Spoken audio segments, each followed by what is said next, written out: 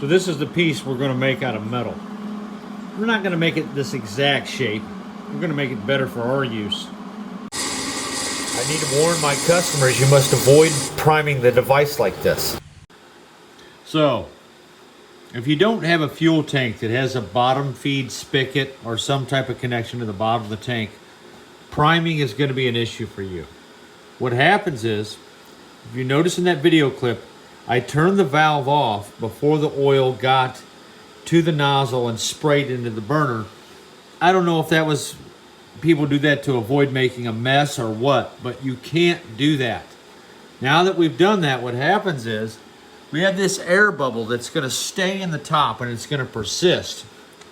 Although it's a siphon nozzle, it can pump fuel on its own. The flow rate the burner demands at high airflow is more than the nozzle can siphon. So we are relying on a gravity siphon that has been induced by the initial siphon of the burner. We're going to use a small siphon to trigger a large siphon. I hope that makes sense to you, essentially. But we can't do that with this air bubble.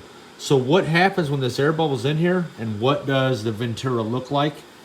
How does the burner sound? First of all, it can be very hard to light under this condition. We can see here the vena contracta is not tight. It's kind of just a fuzzy spray. We're getting a lot of puffing coming back out of the burner. We have a puddle of fuel in the burner, and we're not getting a flame shooting out the top.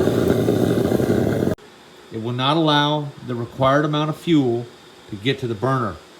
You should have flames shooting 2 foot out the front of that burner when you go to light this thing.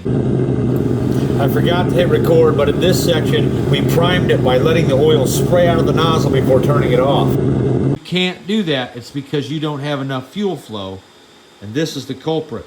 Even with this thing set 4 feet in the air, that air bubble is a showstopper.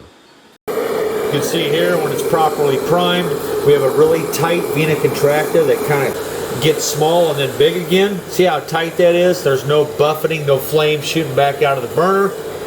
And we have flame shooting out of the top. This right here is not what you want to see, that buffeting and that fat vena contracta. It's not really a vena contracta. This is, though. It gets real thin a little bit past the nozzle there. So now we're going to power up. We always add fuel first and then air. So I've added fuel. Now I'm adding air until that flame tightens back up down inside the burner.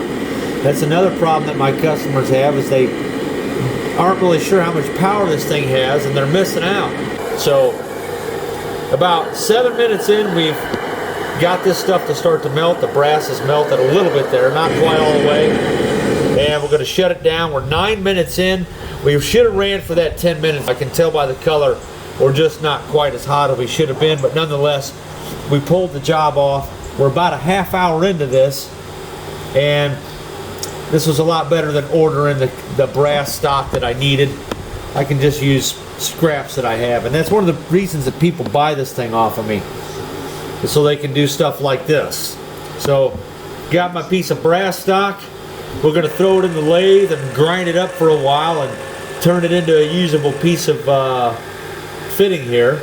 We're replacing a plastic piece on a high pressure pump that I'm using for a combustion system.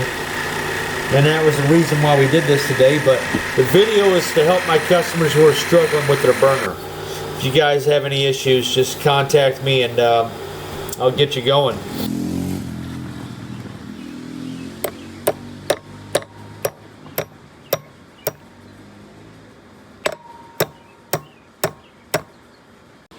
And now we can begin.